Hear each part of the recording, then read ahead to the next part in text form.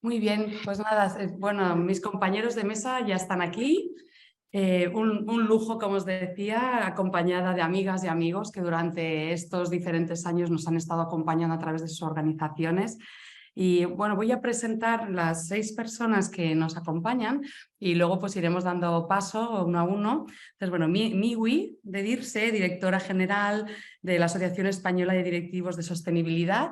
ASG, la tenemos por aquí, que nos va a hablar un poco del tsunami regulatorio en materia ESG, ¿no? Ya hemos ido viendo estos días todo lo que está llegando y algunas que ya están aquí, pero nos podrá explicar con más detalle y lo que implica esto para los DIRSES.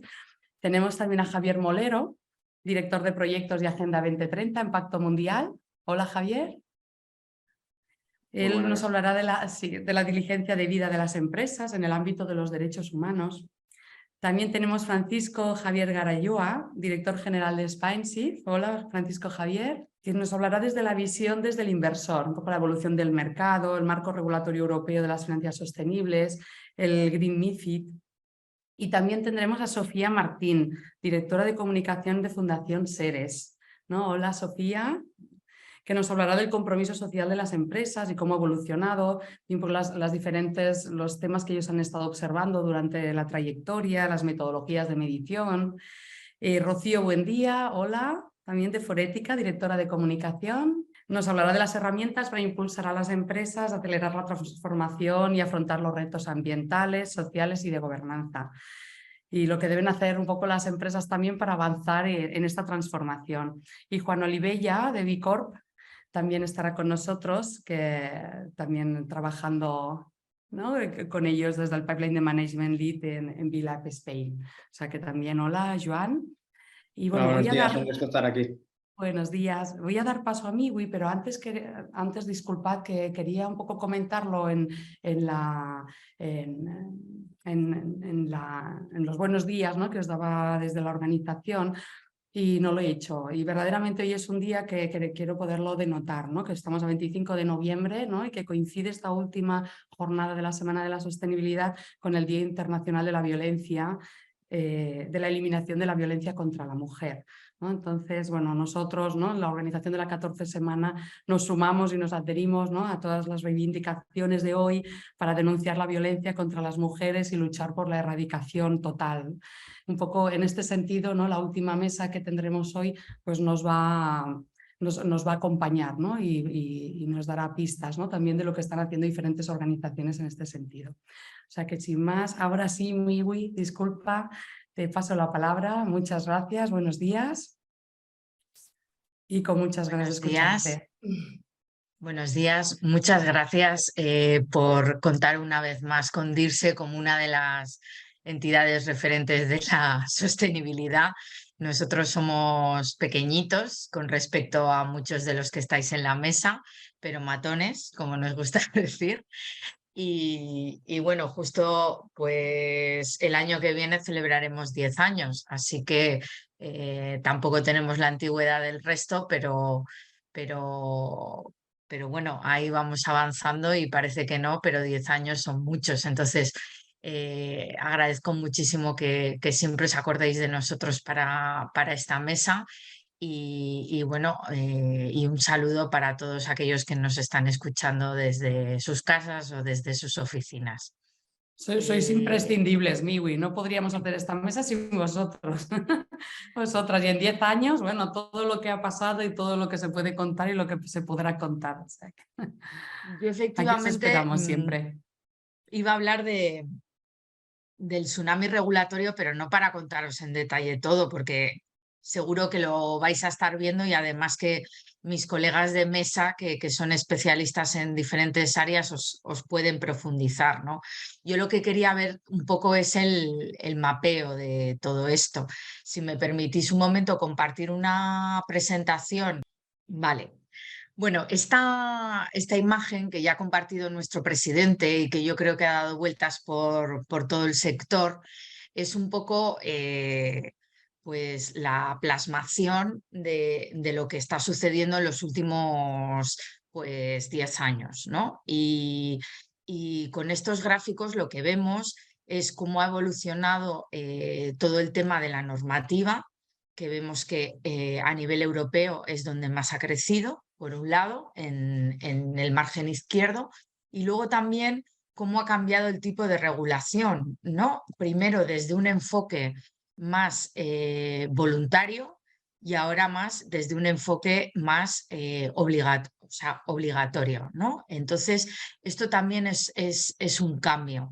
Por un lado tenemos más regulación y por otro lado tenemos una regulación que ya no la podemos llamar soft, sino que la tenemos que llamar hard, ¿no? Ha pasado a impactar en los niveles de, bueno, en las áreas de cumplimiento de las compañías con todo lo que ello representa, ¿vale?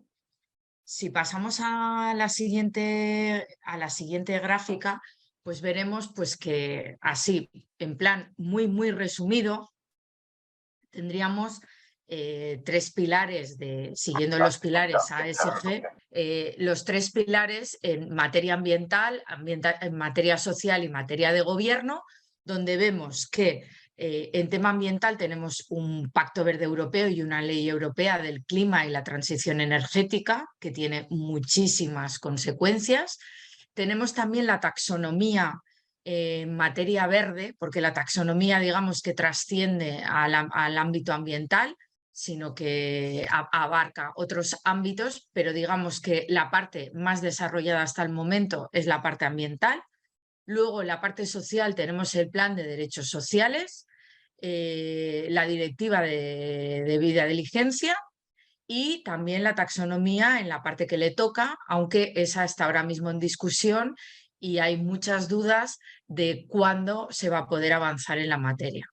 Y por último, toda la parte de gobierno corporativo, donde encontramos iniciativas propias destinadas al gobierno corporativo sostenible, al fomento de la implicación del largo plazo de los accionistas, que es un tema de capital importancia en el mundo de la sostenibilidad, el corto plazo versus al largo plazo, igual que el de los accionistas versus los otros grupos de interés.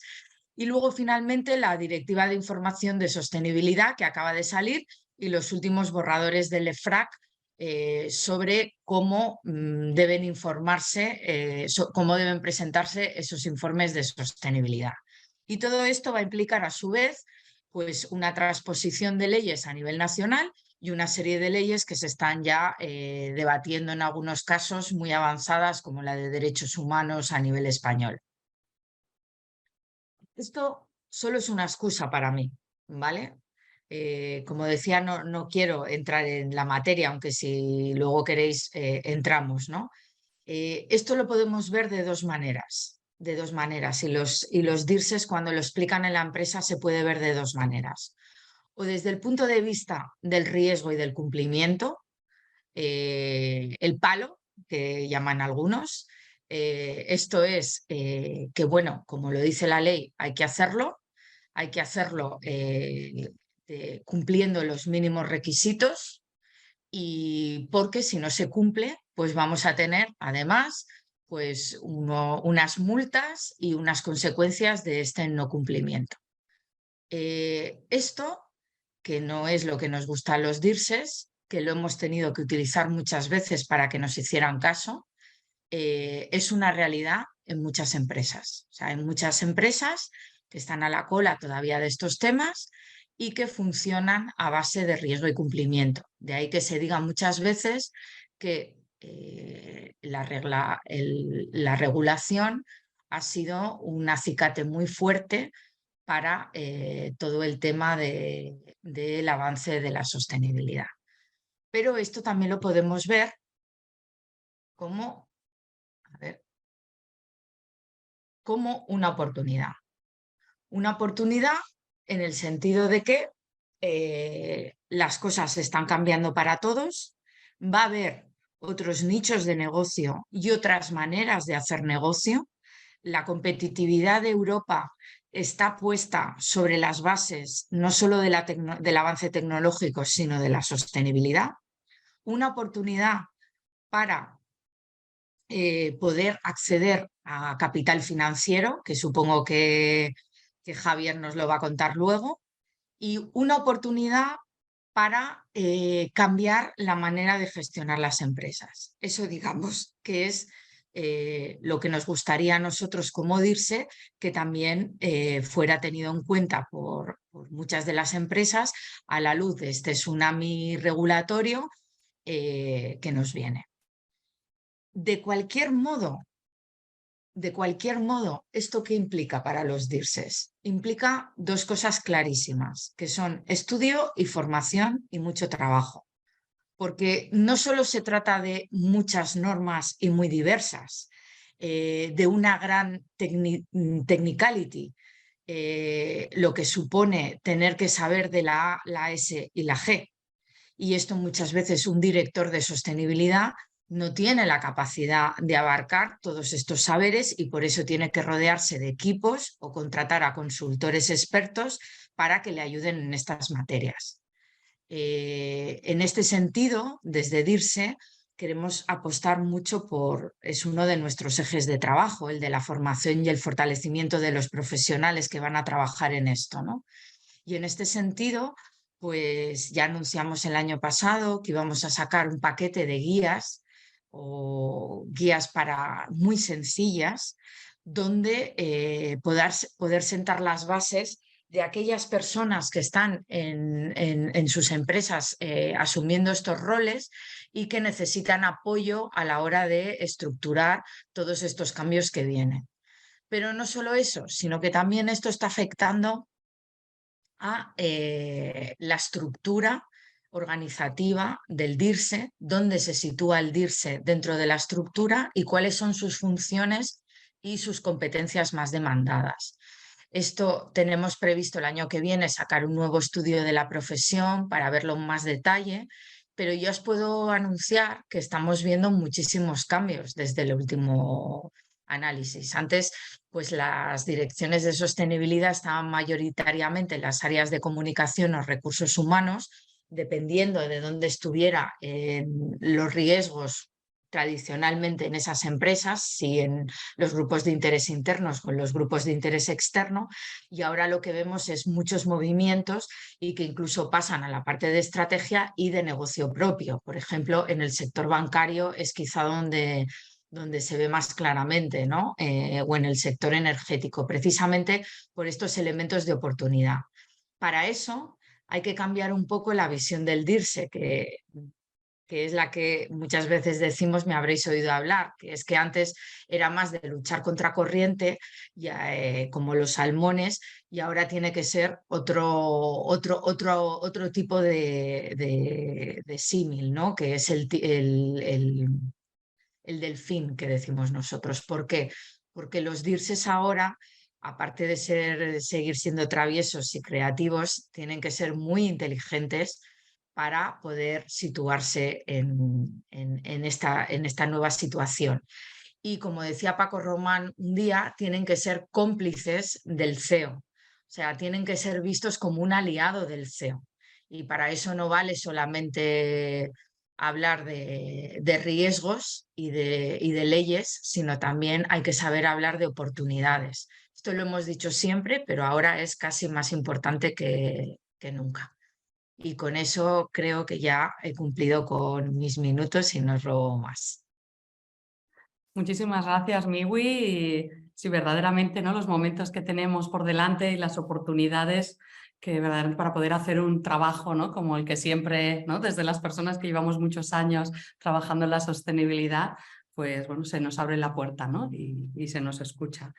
Bueno, vamos a pasar la palabra a Javier Molero, de Pacto Mundial, y nos hablará de la diligencia debida de las empresas en el ámbito de los derechos humanos. O sea que, Javier, la palabra es tuya. Gracias. Pues muchísimas gracias, Elena, y gracias por contar también con nosotros en esta semana de la RSE, que hacéis una labor estupenda todos los años. Bueno, Miwi además ha introducido perfectamente todo el tsunami regulatorio, como se le está llamando, que está actualmente y que está por venir en los próximos... SpaceX lo llaman Sudoku, creo, por el entramado institucional. Estupendo. Bueno, Sudoku, Tsunami, hay diferentes formas de llamarlo, pero lo que está claro es que va a impactar de una forma importante, ¿no? A las empresas en los próximos años. Entonces, Bueno, yo me voy a centrar específicamente en el tema de la diligencia debida. Voy a explicar un poco las pautas de cómo puede afectar esta directiva y también la ley que se está planteando ahora a nivel nacional para complementarla o transponerla. Veremos a ver cómo resulta todo esto. Y también me gustaría dar algunos datos sobre cómo las empresas actualmente están trabajando en el ámbito de los derechos humanos, ¿no? Que es un ámbito, además, que en Pacto Mundial llevamos trabajando desde los inicios de la organización, porque el principio 1 y 2 del Pacto Mundial hace referencia a este ámbito de los derechos humanos. Así que voy a compartir pantalla rápidamente para no extender un poco en el tiempo, que no tenemos demasiado. Y en unas diapositivas rapiditas voy a explicar rápidamente el proceso, ¿no? De cómo está afectando la directiva. Entonces, bueno, como todos ya sabemos en este ámbito, tenemos un borrador de la directiva que salió en febrero de este año, de 2022. Se espera que la directiva finalmente se apruebe en 2023, pero digamos que hay negociaciones entre los países ahora mismo y diferentes posiciones entre unos y otros para que la directiva abarque más a nivel de obligaciones o abarque un poquito menos, ¿no? En cualquier caso, lo que sí que está claro ya actualmente es que, según estimaciones de la Unión Europea, aplicará alrededor de unas 13.000 empresas en toda la Unión Europea y unas 4.000 empresas de fuera de la Unión Europea. ¿Cuáles son las empresas a las que va a afectar? Pues bueno, las que vemos aquí en la diapositiva, ¿no? En primer lugar, las empresas que operan en la Unión Europea en dos grupos, las del grupo 1, que serían aquellas que tienen un tamaño y un poder económico considerable. Es decir, ¿qué quiere decir esto? Pues que tengan más de 500 empleados o empleadas y más de 150 millones de euros en volumen de negocios neto.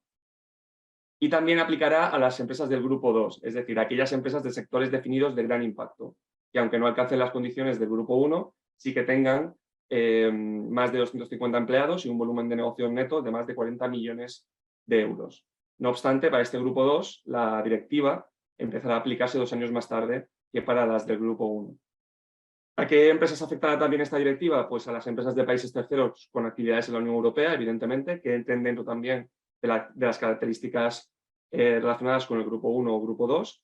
Y también, aunque de una forma indirecta, aunque la directiva no aplicará a las pequeñas y medianas empresas a través de obligaciones concretas, lo que es evidente es que al obligar a las grandes corporaciones a identificar, por ejemplo, los riesgos en materia de derechos humanos en toda su cadena de suministro, las pymes que forman parte de la cadena de suministro de las grandes corporaciones, pues evidentemente tendrán que también empezar a trabajar determinados procesos para dar respuesta a los clientes, que en este caso serían las grandes corporaciones.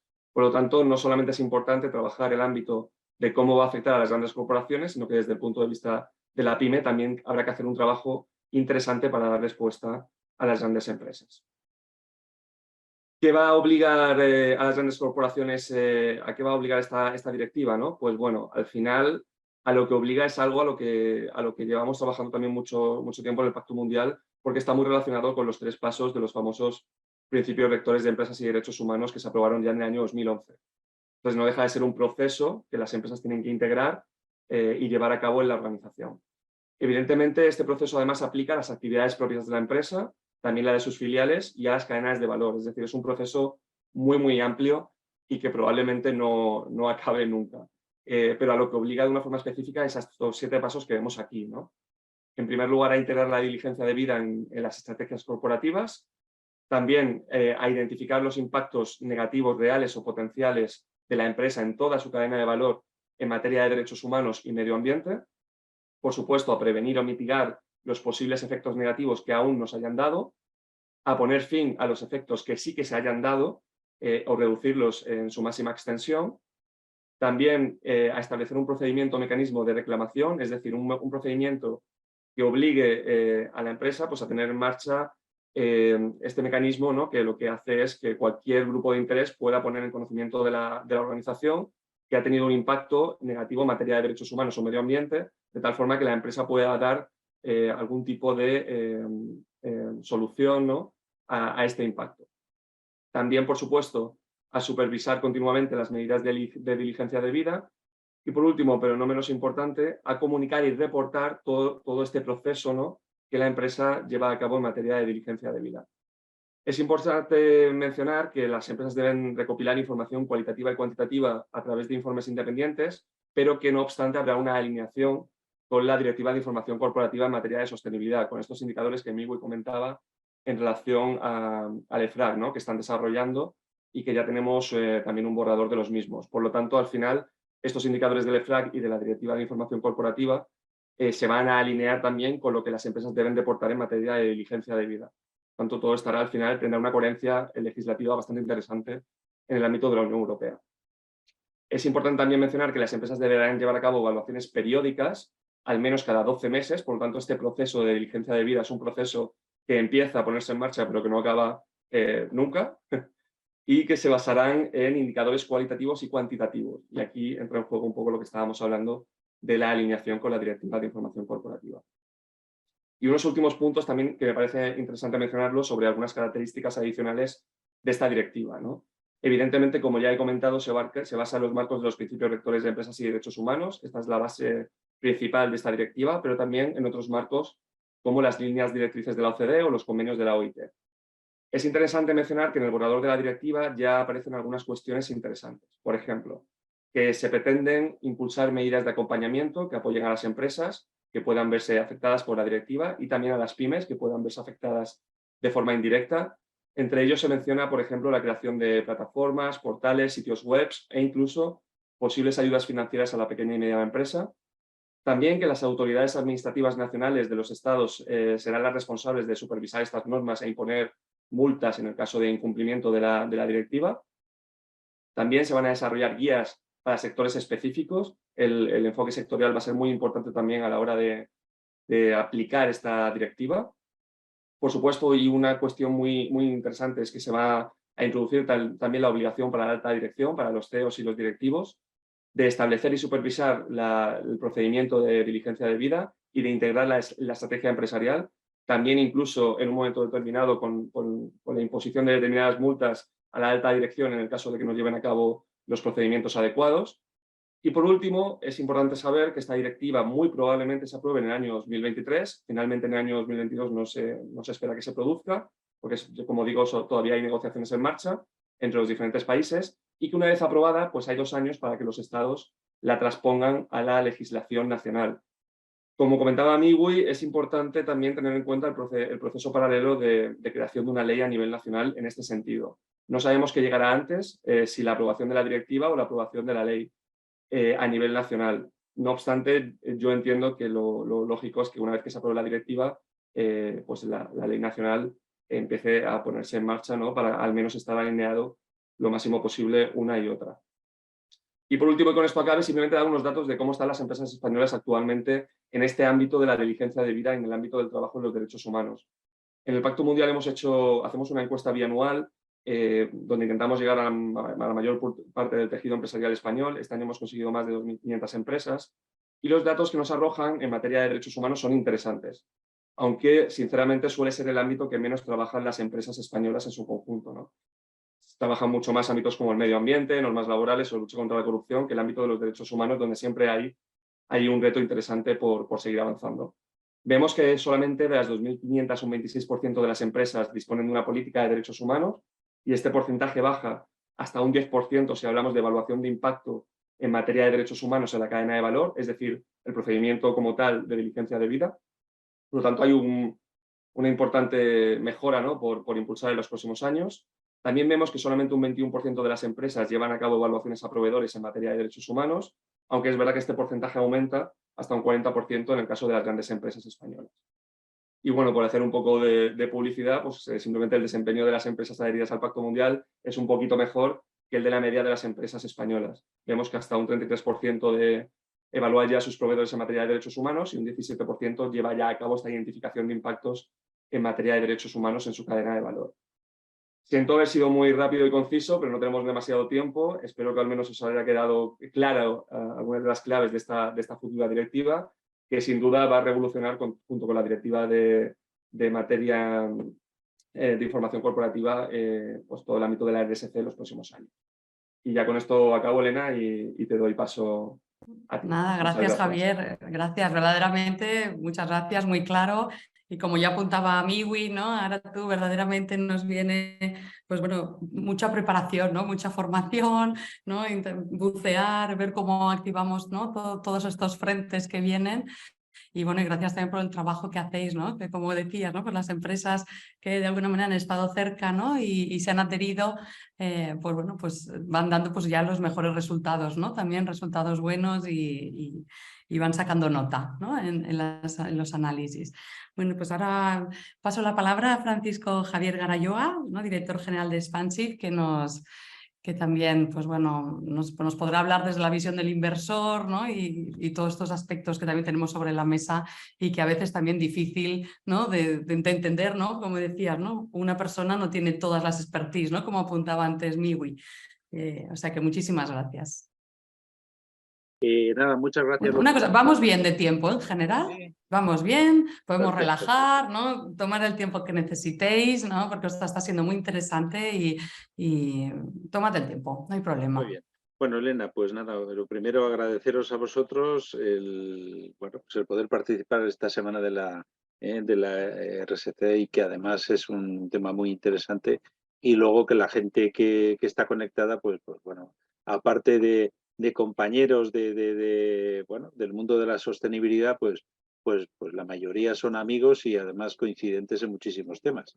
Por lo tanto, pues da gusto, ¿no? Es una forma de compartir un buen viernes, aparte de lo que pueda tener de anticipo del fin de semana. Bueno, voy a ver si os puedo compartir una presentación. Pues nosotros somos una asociación sin ánimo de lucro y tenemos 5 grupos de interés donde está representada la industria, o sea, la industria de la inversión sostenible, entendida como aquellas entidades financieras y aseguradoras que están implicadas en el avance en la oferta y demanda de productos, porque esto aterriza en demanda y oferta de productos sostenibles, toda la parte de gestión de activos, la parte de mercado de capitales, que es el grupo 2, luego universidades, proveedores de servicios dentro de ese grupo, y luego el grupo 4, que sería la sociedad civil, otras ONGs, y los sindicatos en la parte de previsión social complementaria que conecta con la parte de los planes de pensiones de empleo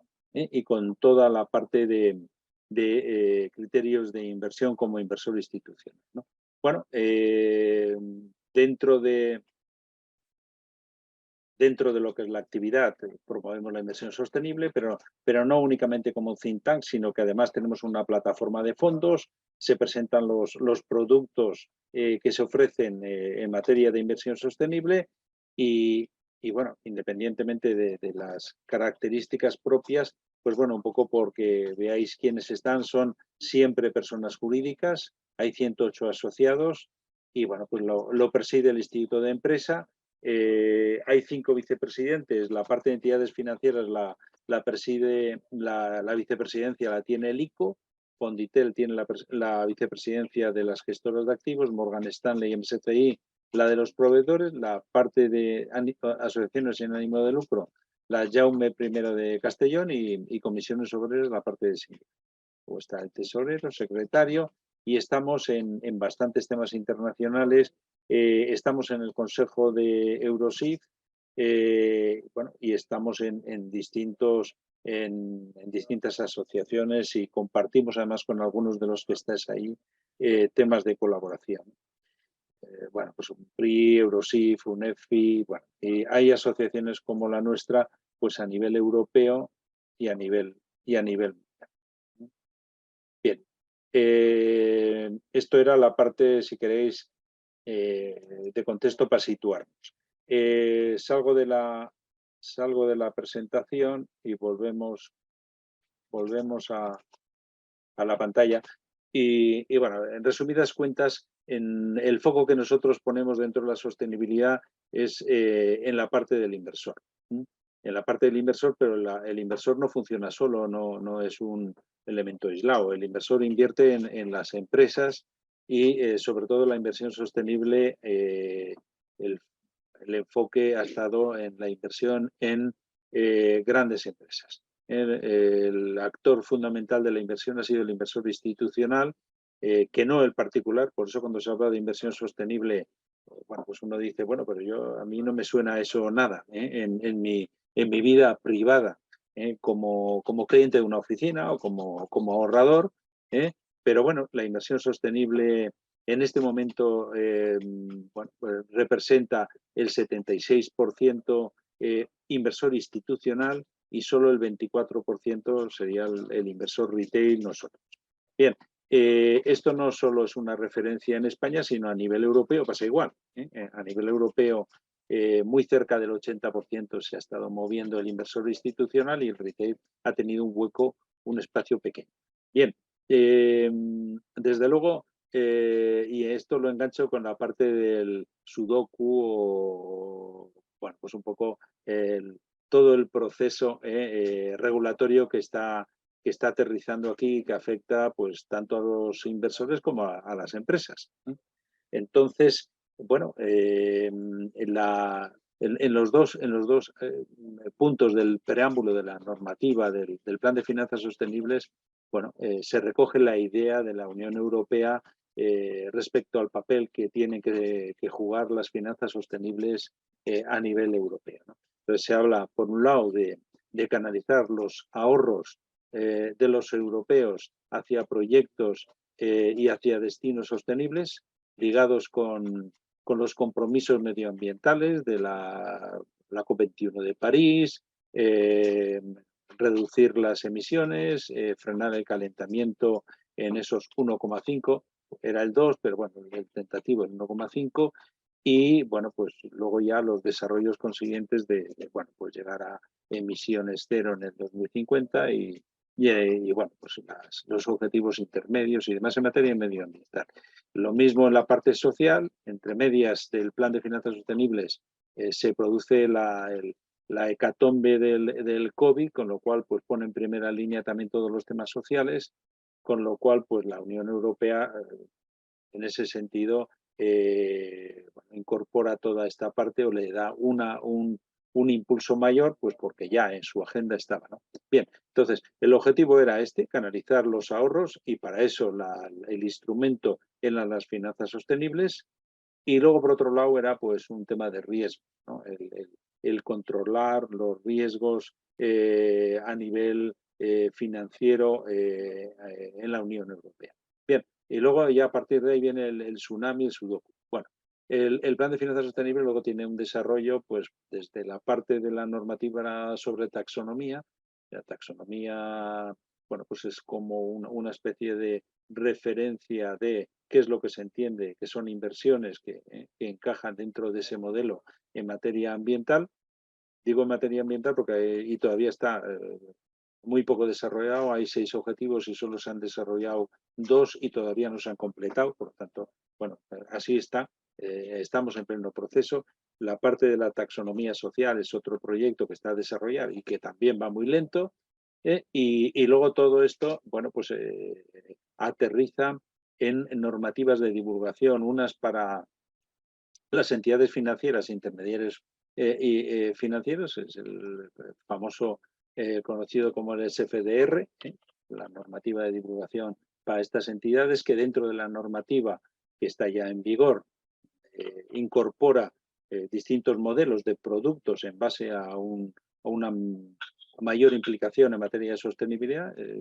En el mundo financiero se identifican como artículo 8 y artículo 9 de la SFDR, verde claro y verde oscuro, porque un poco porque lo identifiquemos. Luego viene toda la parte de la normativa de divulgación para las empresas, el No Financial Reporting del 2018, vamos, del 2018, final incorporado a la normativa europea, a la normativa española, que fuimos los últimos en el 2018, con las limitaciones para la aplicación en empresas de más de 500 o más de 250 trabajadores y otros aspectos que ha ido progresivamente. Eso se ha modificado.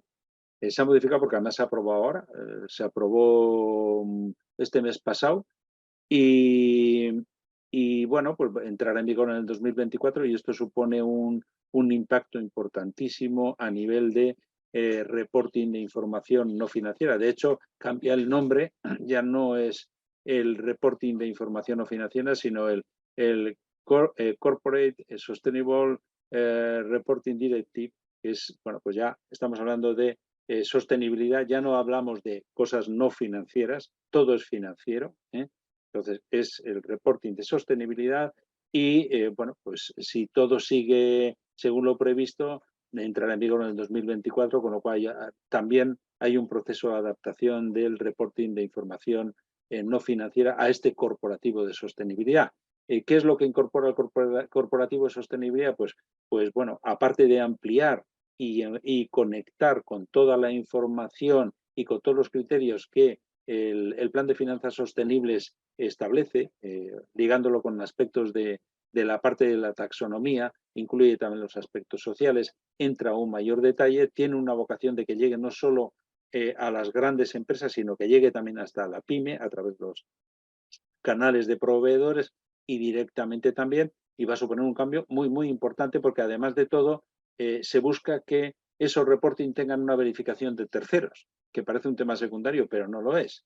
O sea, que realmente estamos acercándonos mucho a lo que eran las auditorías contables, sin llegar ahí, pero acercándonos bastante. Por lo tanto, estamos hablando de ya no vale no sé, lo que podía ser el reporting de autobombo, ¿no? O sea, lo hago todo muy bien, soy magnífico.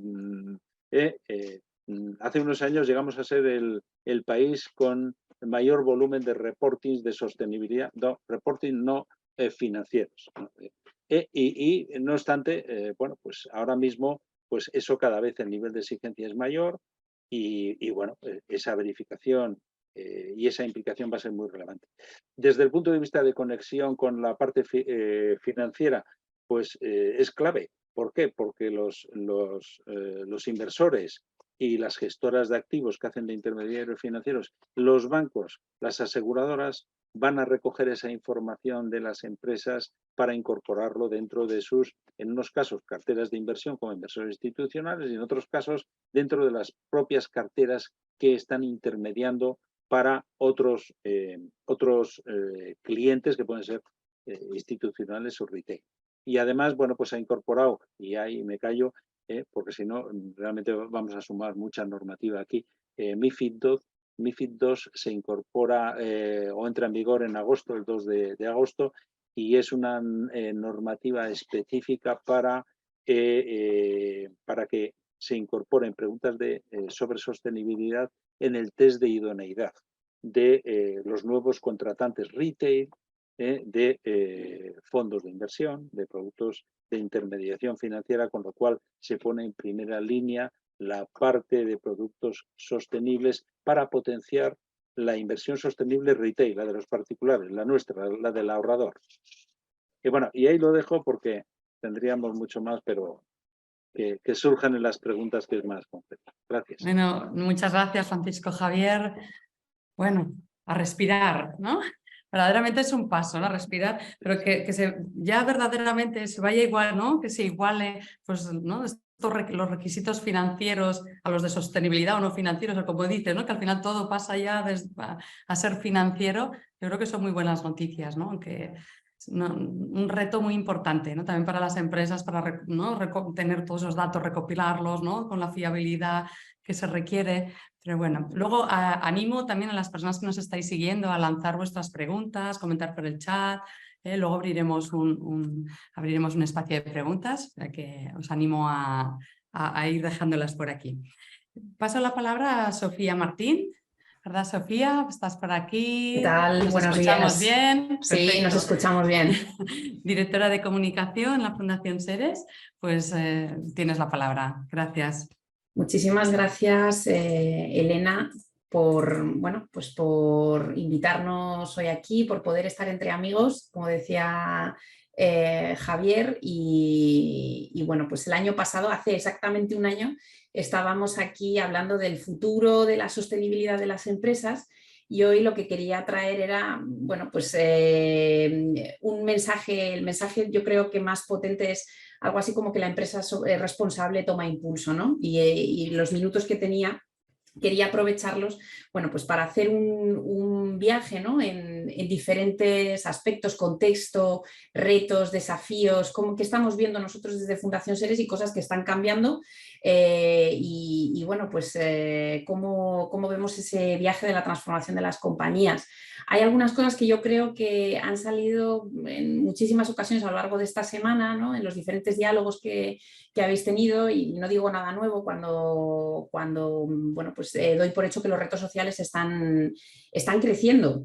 Hablamos de retos económicos, medioambientales, geopolíticos, tecnológicos, pero los sociales ya desde principios de este año y 2022 también lo ha confirmado, desgraciadamente, bueno, pues con guerras, con inflación, con situaciones complicadas que están tocando la cohesión social, aparecían tipificados ya en ese informe anual que presenta el World Economic Forum de principios de año como, bueno, pues retos que tienen alto impacto y que además son muy probables, ¿no? Entonces, lo social, yo de aquí el mensaje que lanzo, un mensaje clave, lo social es urgente.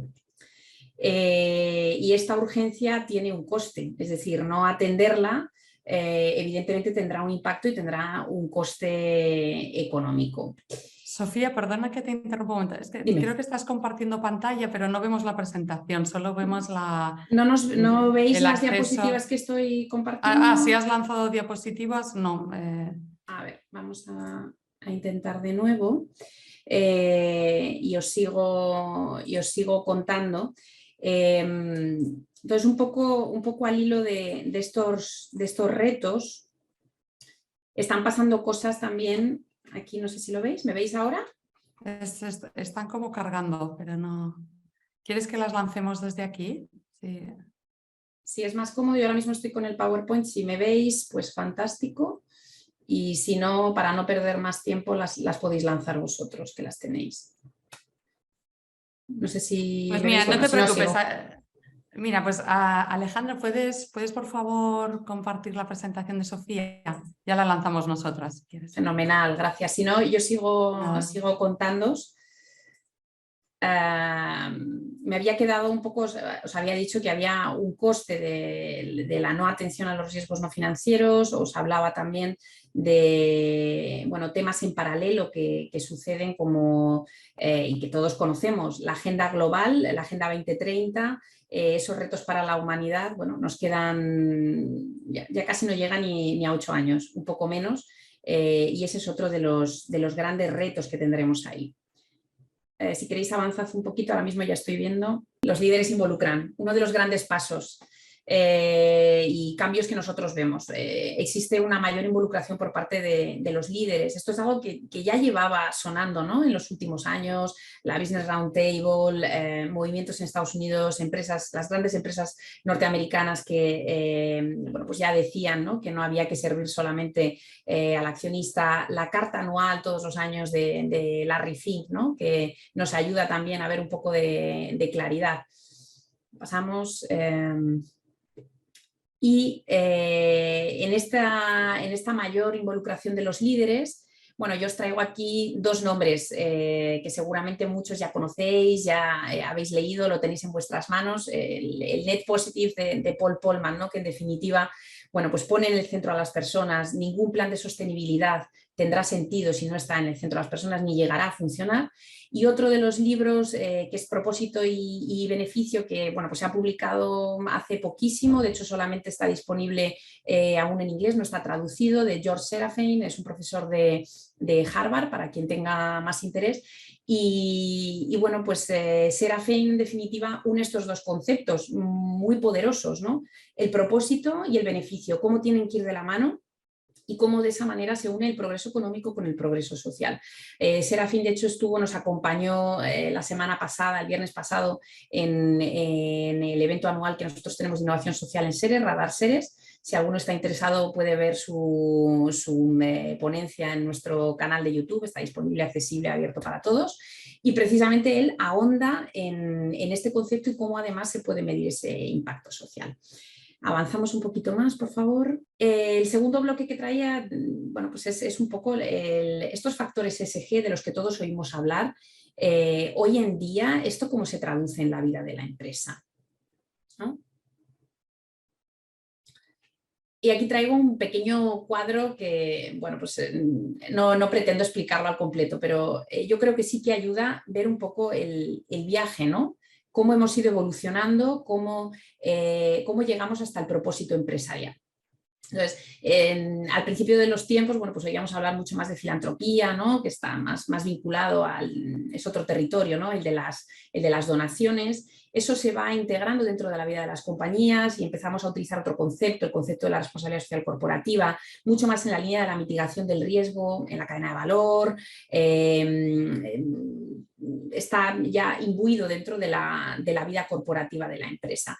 Y de la RSC llegamos a otro concepto poderoso, que es el del valor compartido. Esto no es otra cosa que, bueno, pues, ver más la oportunidad estratégica, valor empresarial y el valor social, ser más competitivo, ponernos las gafas del largo plazo y visualizar también la sostenibilidad en el tiempo. Y esto ha evolucionado también en algo más actual, que es el propósito empresarial, que es un concepto mucho más transversal, un concepto que además llega a todas las áreas de la empresa y, bueno, pues de alguna manera también aporta un valor diferencial. Este inciso que hago con un poco de historia, ¿no?, sobre los conceptos, lo hago también para que, bueno, pues en estos 7 minutos que tengo yo pueda ir lanzando unos flashes que después nos sirvan para la conversación y podamos ir viendo cómo ha cambiado la empresa y cómo llegamos a esa empresa comprometida socialmente, ¿no?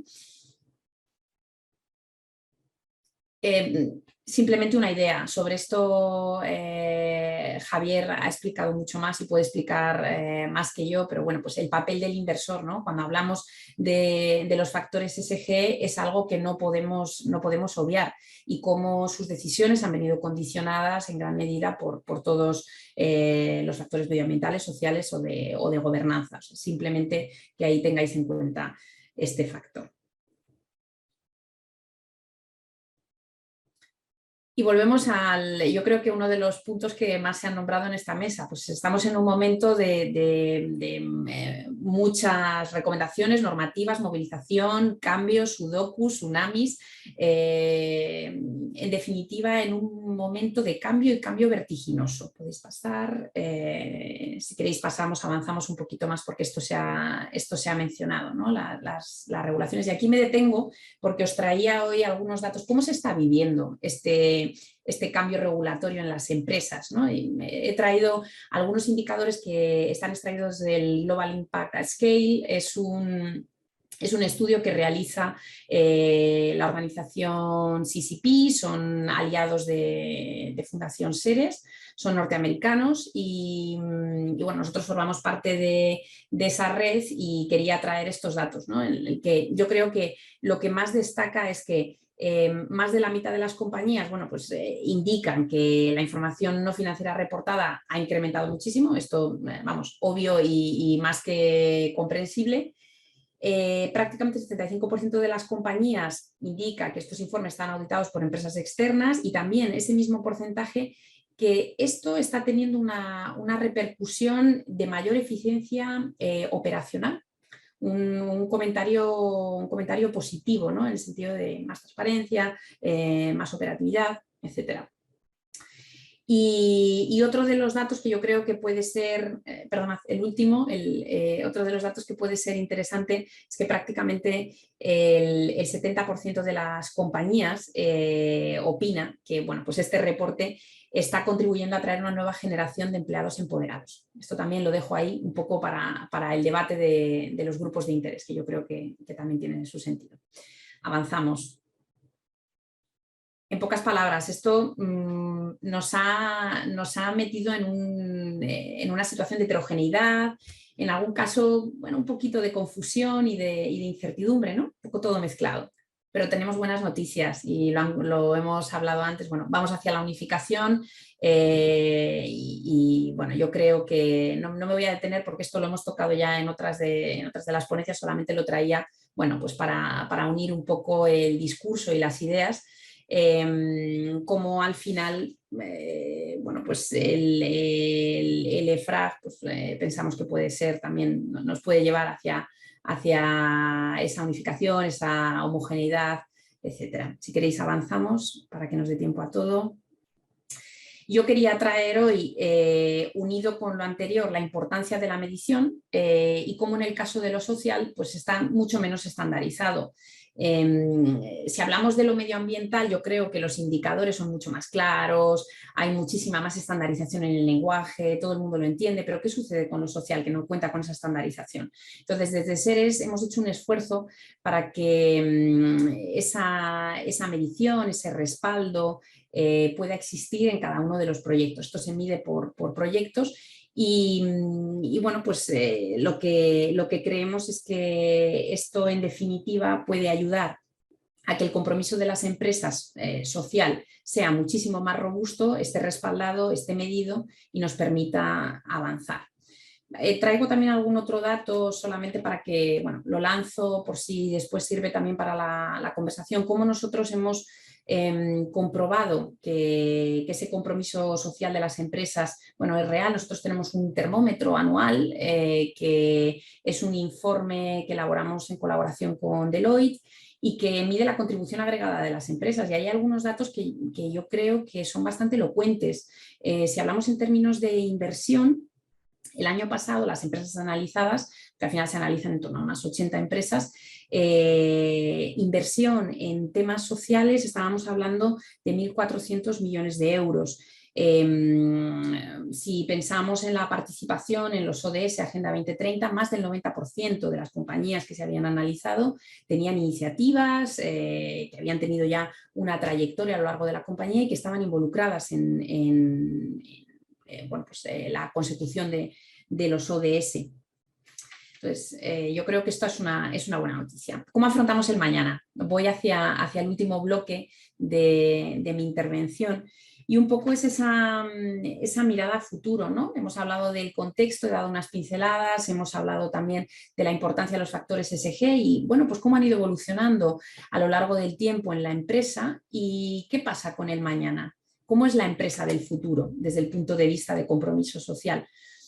Bueno, pues aquí yo os traía algunas teorías que seguro que muchos de vosotros conocéis, ¿no? Bueno, pues la teoría del donut, ese crecimiento económico que garantiza necesidades de todos mientras no se sobrepasen los límites de la tierra, ¿no? De una economista de la Universidad de Oxford. O bien avanzamos las teorías que en definitiva, no, se nos ha quedado atascada la presentación, que en definitiva, bueno, pues apuestan por el crecimiento sostenible e inclusivo. Yo creo que aquí, si queréis avanzamos, yo creo que aquí lo verdaderamente, o los fondos Next Gen, lo verdaderamente importante es, por un lado, pensar que la empresa actúa por responsabilidad, por normativa o por oportunidad. Saber que los líderes son una pieza fundamental dentro de las organizaciones para que ese compromiso social cristalice y se materialice de verdad.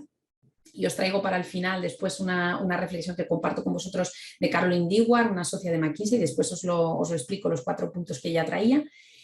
Y yo creo que el tercer punto para esa empresa del futuro es que una de las palancas fundamentales para hacer esto posible no solamente es el liderazgo, sino también la medición. Es decir, lo social tiene que estar medido, tiene que estar cuantificado. Y esto nos ayudará pues, para poder entender que el momento es ahora y que hay que actuar. Este era bueno, pues si a alguien le interesa sobre el tema de liderazgo, después, bueno, lo puedo compartir también con los asistentes. Son los 4 puntos que Caroline compartió con nosotros en una sesión de hace un año, en la que ella decía 4 cosas. La primera, si hablábamos de los CEOs, ¿no? y cómo se han transformado, cómo han avanzado hacia, bueno, pues una posición también de líderes más enfocados en las personas. Yo creo que lo decía al principio, ningún plan de sostenibilidad ni de resiliencia puede tener sentido si no se piensa en las personas. Entonces, lo primero, los CEOs tienen que aspirar a 10 veces más, hay que tener ambición. La pandemia, el impacto de la COVID-19 yo creo que nos ha traído esta gran enseñanza, ¿no? Por otro lado, el ser y el hacer tienen que estar mucho más unidos dentro de las organizaciones y los CEO pueden acelerar esto, es decir, mostrar cómo el ser y el hacer, el cómo haces las cosas importa tanto como el qué. Ningún CEO puede plantearse no operar con todos sus grupos de interés en este momento. Yo creo que ese es otro de los grandísimos aprendizajes de estos últimos años y que ha quedado patente. Y en último lugar, pues la interconexión, el poder de las redes, cómo estar interconectados con los demás, cómo la colaboración. Bueno, pues ya lo sabíamos, pero ha quedado más que demostrado que es una llave principal para hacer esto posible. Y con esto cierro mi intervención y nos vemos en el turno de preguntas. Bueno, muchísimas gracias, Sofía, por tu presentación y bueno, nos ha dado mucho, ¿no?, que pensar y reflexionar y verdaderamente me quedo también con el tema de la medición, ¿no?, qué importante es y verdaderamente estamos en la década, ¿no?, de la acción, la medición. Es muy importante para ver verdaderamente si evolucionamos o no evolucionamos. Muchas gracias. Sí, pues mira, pues sí, Rocío, ¿no? Rocío, buen día, de Forética. ¿Estás por aquí, Rocío? Pues yo lo primero daros las gracias, Elena, por hacernos partícipes a Forética y por habernos invitado. Un poco lo que queríamos abordar nosotros será pues las herramientas para impulsar a las empresas, ayudar a las empresas en acelerar la transformación, ¿no? Para afrontar los retos de la sostenibilidad, ¿no? Creemos que esa transformación debe formar parte de la estrategia de las empresas. El concepto de sostenibilidad ha ido creciendo en intensidad y en demanda y también la respuesta por parte de las empresas de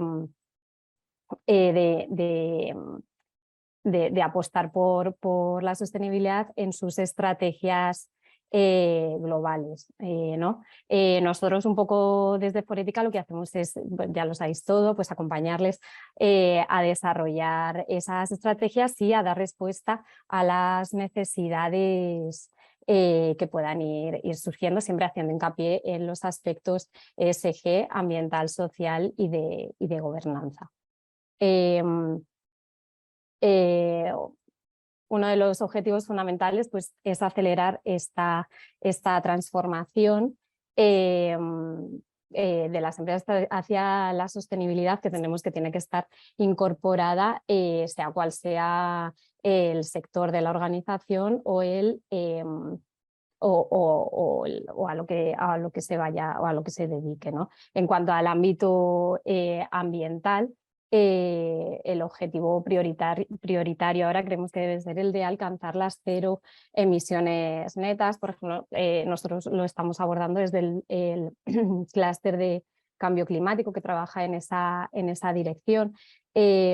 También trabajar decididamente por los ámbitos de la economía circular o los retos que presenta la pérdida de biodiversidad o la transformación de las ciudades. Pues por poneros un ejemplo, la pasada semana, muy recientemente, hemos presentado el último documento sobre un informe sobre movilidad sostenible y la importancia de trabajar por ciudades climáticamente neutras. Esto sin duda debe de surgir de una colaboración público-privada de las empresas junto con los ayuntamientos para llevar a cabo esa transformación de las ciudades.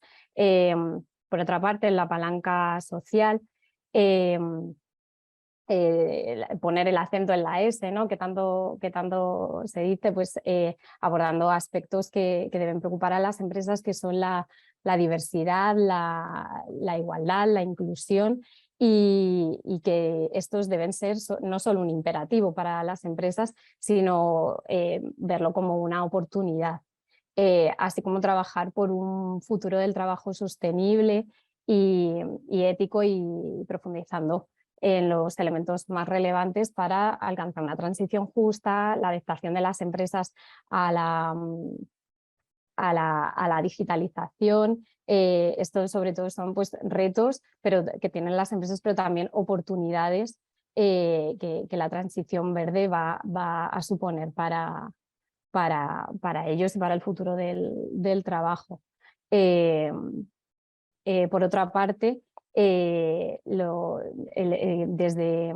desde la crisis provocada por el COVID, se ha quedado muy de manifiesto, se ha puesto de manifiesto que la salud y la sostenibilidad también deben ir de la mano, ¿no? Centrando los temas de salud mental también como parte de preocupación por parte de las empresas, que deben también incluirlo en sus estrategias.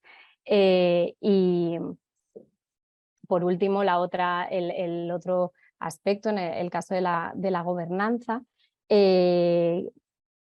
creemos que las empresas deben trabajar desde la perspectiva del liderazgo, desde los órganos directivos de las empresas, un poco ya se ha comentado también.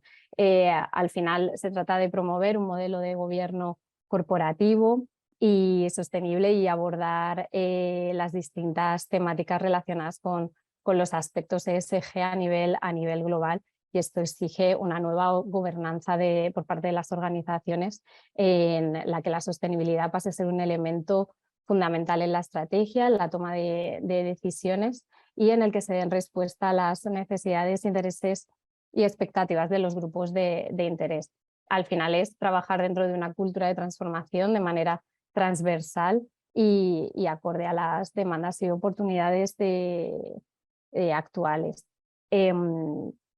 La sostenibilidad creemos que debe ser relevante y urgente, y que no solo se quede en los directores de sostenibilidad, sino que implique a todo el conjunto de la empresa.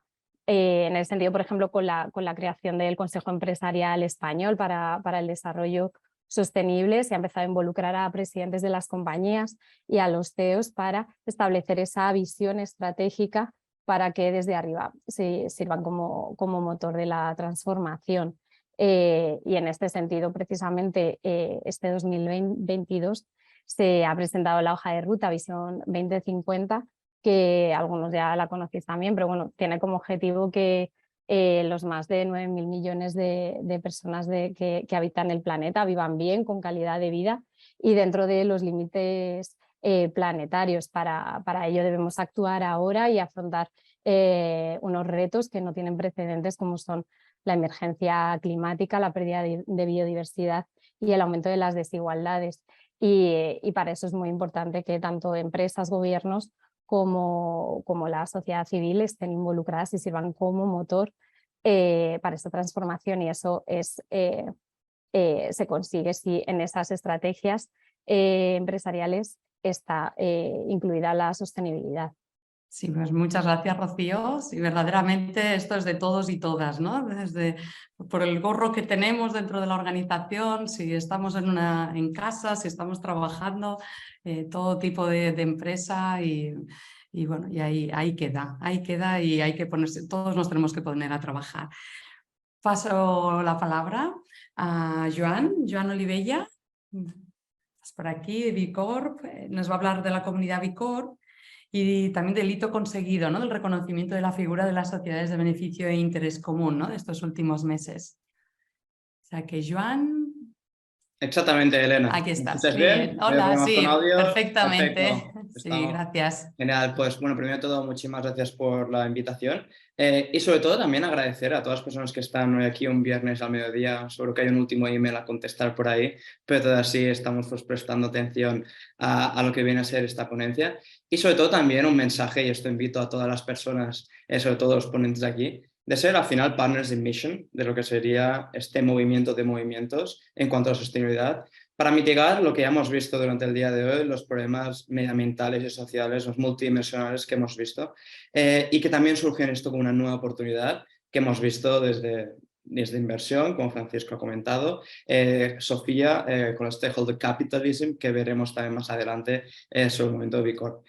Y nada, voy a compartir pantalla muy brevemente para ver un poco, siguiendo también el racional de Francisco, un poco sobre comunidad que hacemos, y después iremos directamente a este hito, que tendrá que ser muy breve por el poquito tiempo que tenemos, pero vayamos a ello. A ver, ahora, si me podéis hacer así, thumbs up si veis la pantalla, sí. Gracias, sí, vemos la pantalla. Perfectísimo. Gracias, compartir, perfecto. Excelente. A ver, si se sigue viendo, a ver. Cargando. Cargando, perfecto. Sí, sí. Medir el impacto toma también su tiempo y supongo que se carguen las diapositivas sobre medición también. A ver, voy a intentarlo hacer otra vez. A ver.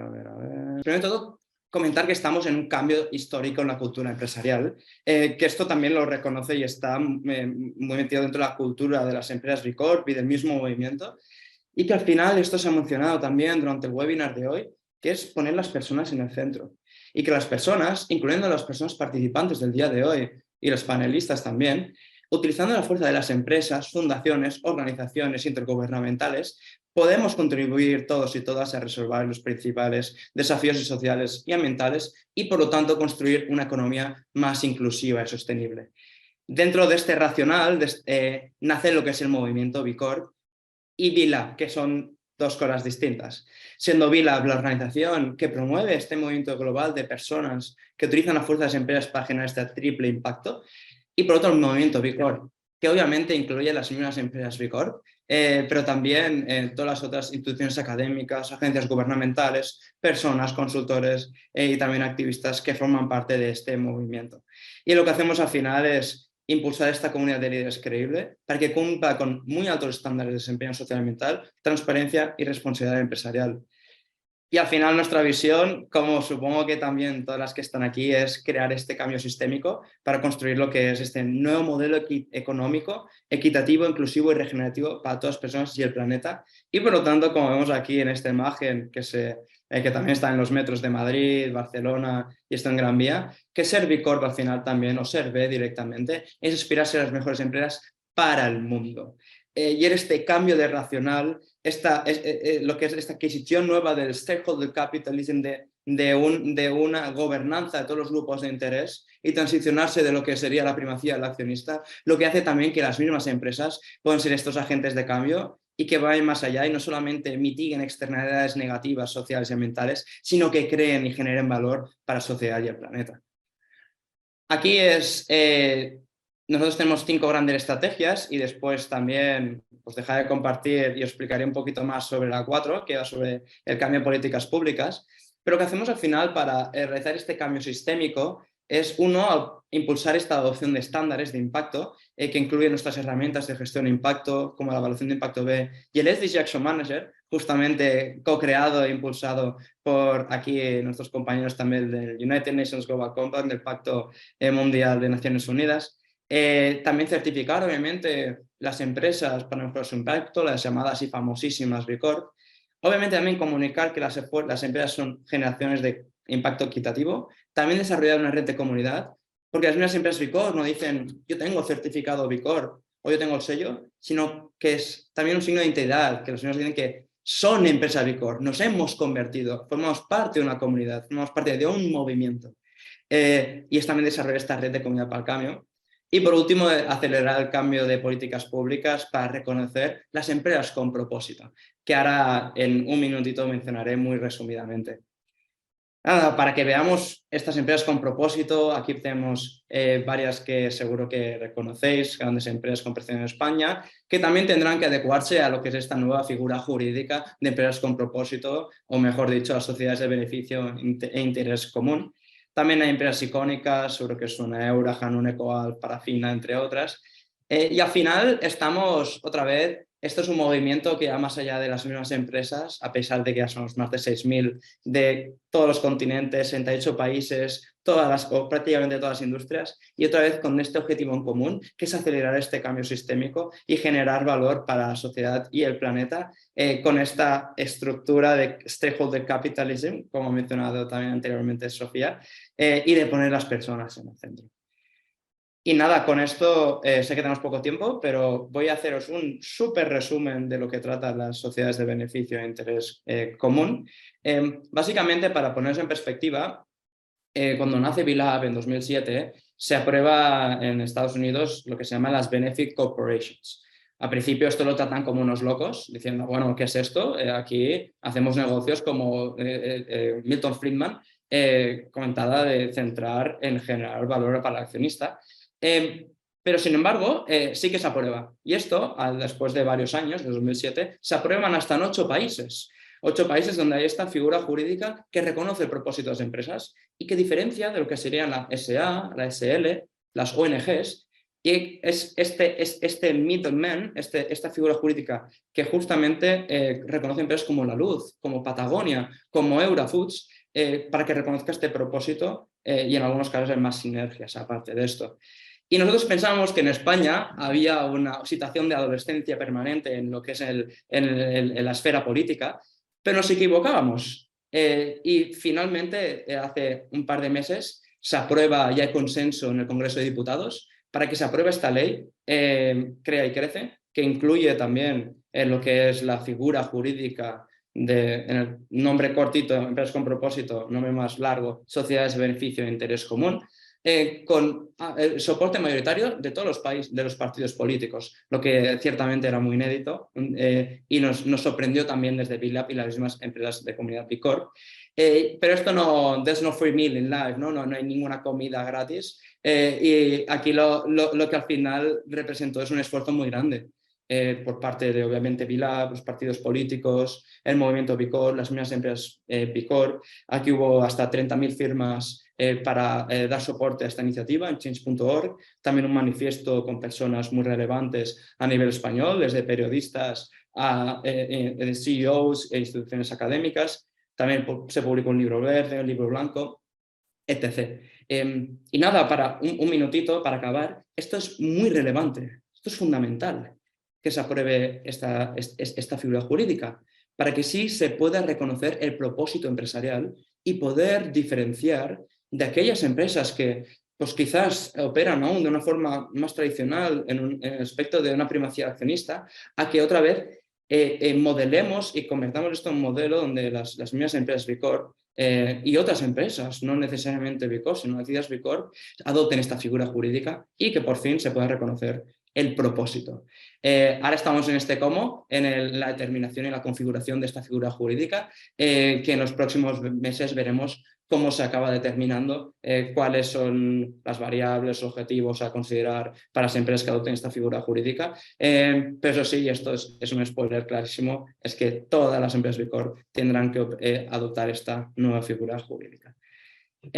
Así que eso es todo, es un resumen, es muy complicado esto explicarlo en 7 minutos, pero bueno, es un placer y no dudéis en contactar conmigo por aquí o en cualquier otro espacio para responder dudas sobre el movimiento y también sobre esta nueva figura jurídica. Es un placer y gracias. Muchas gracias, Joan. Bueno, entonces entendemos que todavía, bueno, está aprobada la forma jurídica, pero no se conoce el detalle de los requisitos que se requieren si una empresa que lleva un recorrido, independientemente de si está en la comunidad B Corp o no, quiere avanzar hacia aquí, ¿no? Entiendo que es lo que veremos en los próximos meses. Efectivamente, todo que hemos mandado nuestra propuesta, el libro blanco, junto con Gaviria y Asociados, para, bueno, al menos es nuestra idea de cómo deberían ser, pero claro, no solamente depende de nosotros. Pues muchas gracias. Bueno, pues tenemos 10 minutitos, 9-10 minutitos para poder charlar un poco entre todos y responder alguna pregunta. En el chat de las personas que nos están escuchando, Arnau pregunta, yo creo que es una pregunta dirigida seguramente a Javier Molero, ¿no? Del Pacto Mundial, porque está enfocada cómo está el proceso de la futura legislación española en materia de transnacionales y derechos humanos. ¿Hay más información más allá de la consulta pública que hicieron? No sé si... Sí, Elena, bueno, si alguien de mis compañeros y compañeras tiene alguna información extra, también lo puede comentar, pero bueno, es verdad que hubo una consulta pública en febrero. Así que hay un grupo de trabajo que está desarrollando esta ley actualmente. Nosotros hemos tenido acceso a algún tipo de información y al final no deja de ser un poco, el contenido de la ley no deja de ser un poco lo que he explicado yo en materia de la Directiva de Diligencia de Vida, aumentando probablemente algunas obligaciones en materia de cadena de suministro, que es donde esta ley quizá va un paso más allá. Hoy mismo nuestra directora ejecutiva, Cristina Sánchez, está en un seminario que organiza el Ministerio de Derechos Sociales y Agenda 2030, que es el ministerio encargado de impulsar esta ley, y quizás se anuncie la fecha aproximada sobre cuándo podría lanzarse, pero actualmente a día de hoy no tenemos ninguna fecha en concreto. Sí que hay un borrador de la ley y bueno, se está trabajando en ello. Muchas gracias. Si alguien tiene No más sé si información, alguien... que la puede comentar también, pero esto es lo que sabemos nosotros desde el Partido Mundial. Muy bien, muchas gracias. Perfecto. Luego también a nivel, llega porque Javier, creo que está más para ti de SpineSeed. Entonces, a nivel como cualquier tipo de empresa, una pyme, ¿no? Cuando vaya al banco para buscar su financiación hoy en día o lo que nos viene, le van a pedir sus datos, sus indicadores de sostenibilidad, le va a pedir información relacionada con la sostenibilidad, a lo mejor acceder a financiación, o no es bien así. Vamos a ver, es distinto, todo depende del destino de la financiación, que es fundamental. Vamos a ver, si la financiación se corresponde con un proyecto sostenible o con un proyecto de transformación de una actividad menos sostenible a más sostenible, ahí se valorarán las características, pero independiente, se hace un doble análisis. Se hace un análisis de riesgos tradicional. El análisis de riesgo tradicional va sobre la empresa. La empresa tiene que tener pues los ratios que se exigen en cuanto a solvencia, en cuanto a capacidad de pago, aspectos financieros puros. Luego hay otro añadido que es un poco la valoración de sostenibilidad, pero todavía se está en desarrollo, sobre todo en este momento, en una pyme, no estoy pensando en una cotizada que ya es distinto, en una pyme, sobre todo es el proyecto el que determina la singularidad de la financiación verde. La financiación verde, bueno, pues son unas condiciones especiales, puede venir a través de líneas de financiación, de emisiones suscritas de bonos verdes que aterrizan luego en pymes y las pymes en determinados proyectos con unas características, o también líneas de financiación en el campo social. Un ejemplo serían las emisiones de bonos del ICO, bonos sociales, y el aterrizaje de los bonos sociales a través de suscripción de entidades financieras, que son las que canalizan luego a la pyme cuando solicita y tiene que cumplir unas características.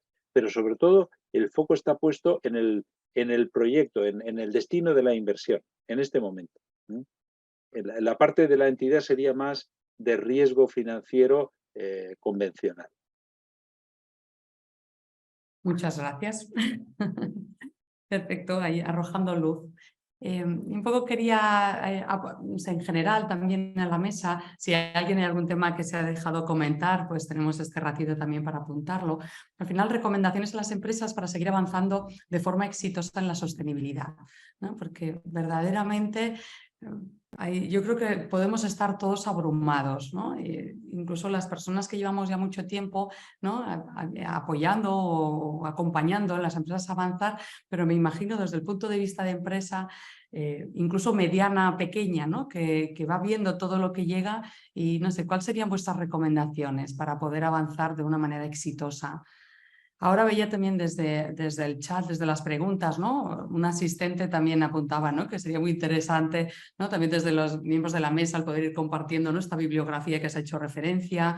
Apunto que toda la jornada estará disponible ¿no? A través del canal de YouTube, la podréis seguir después, estarán las ponencias.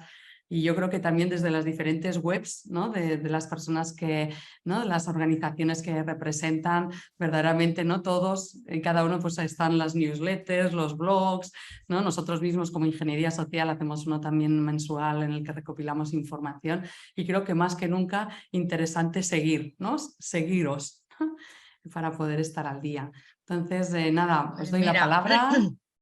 yo te diría para aprovechar y vender mi libro, Sí, ¿vale? venga, La primera Miwi. recomendación, como no podía ser de otra manera, es que nombren a un responsable dentro de la compañía que se encargue de eso, porque tenemos claro que en aquellas organizaciones en las que hay un responsable se avanza en todas las materias. Si no hay ningún responsable, no se avanza.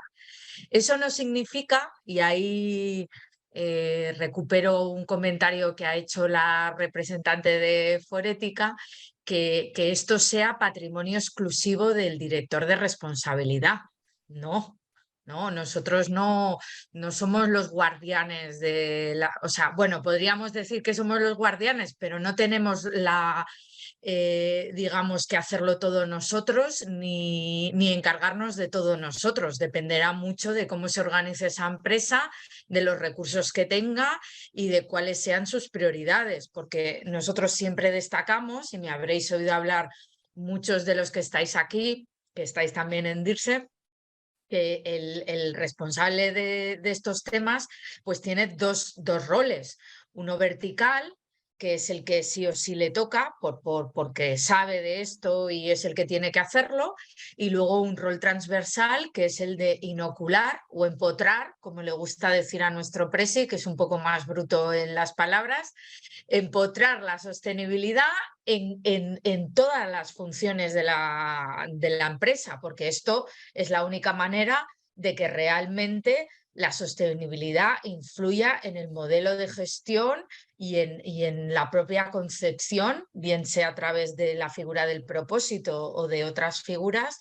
de lo que es la sustancia de la organización. Entonces, bueno, esa es mi recomendación número 1. Si son pequeñitas y no pueden y nombran a otra persona que está haciendo otra cosa y que tiene muchas cosas, bueno, pues que le den recursos de formación o le den recursos externos para que pueda realizar su labor de la mejor manera posible. Y por último, pues existen las figuras del interim manager, que son, no es que sea, pero bueno, puede ser una opción, que es la de compartir o tener externamente a esa figura. No todos tienen que tener un director con un equipazo como tienen grandes empresas. Ahí lo dejo. Muy bien, muchas gracias. Y bueno, llamas a más a esa persona que pueda sumarse a la asociación DIRSE, porque seguro que tendrá mucho acompañamiento. Esto, por supuesto, porque le ayudaremos. Pero bueno, también cualquiera de las organizaciones que están aquí ayudan un montón y nosotros colaboramos con todos. Sí. Muy bien, gracias, Miwi. ¿Alguien quiere apuntar algún...? Yo me quería sumar, Elena, también, o sea, un poco, estoy completamente de acuerdo con lo que ha dicho Miwi. Añado 3 ideas más, ¿no? que yo creo que en un momento bueno, pues de excepcional, ¿no? Como el que estamos viviendo con muchos desafíos grandes, pues es importante. Yo creo que en primer lugar el valor de lo social tiene que estar en la estrategia. Es decir, convertirlo en algo transversal en la organización. El calado que tiene es muy importante.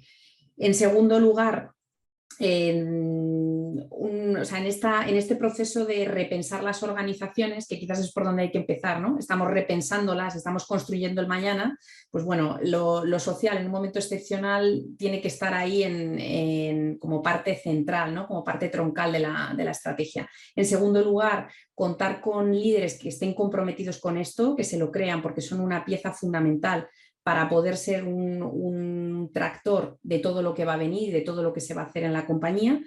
Y en tercer lugar, la medición, porque sin ella, sin la medición, pues se nos van muchas cosas, no podemos conocer cuál es el impacto real de lo que estamos haciendo, nos va a ayudar a que nos entiendan mejor, vamos a tener un lenguaje común, que eso va a ser fundamental y muy importante para que se pueda avanzar.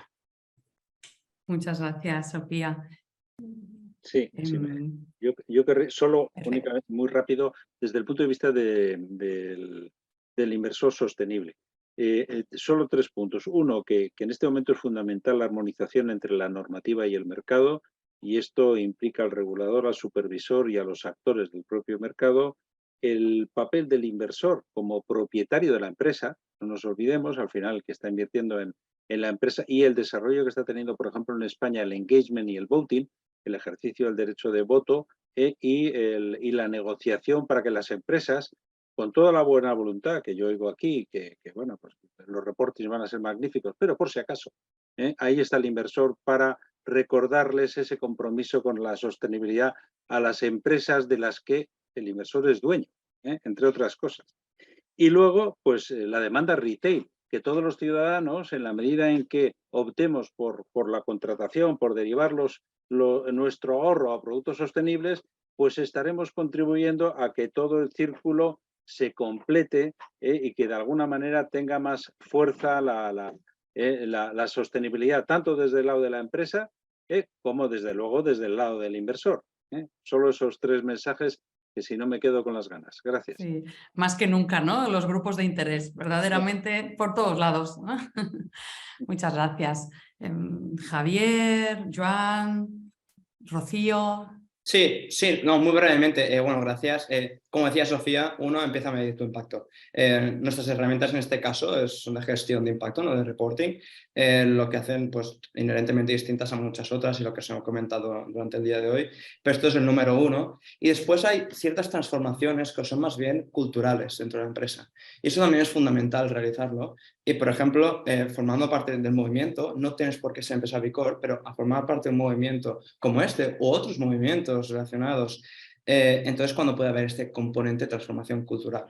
Y después, por último, obviamente, en el momento que salga y que se configure la nueva figura jurídica de sociedades de beneficio e interés común, pues también adoptar este componente estructural de cambio estructural. Y nada, ha sido un placer. Y Javier, tenías el micro abierto, así que te cedo la palabra.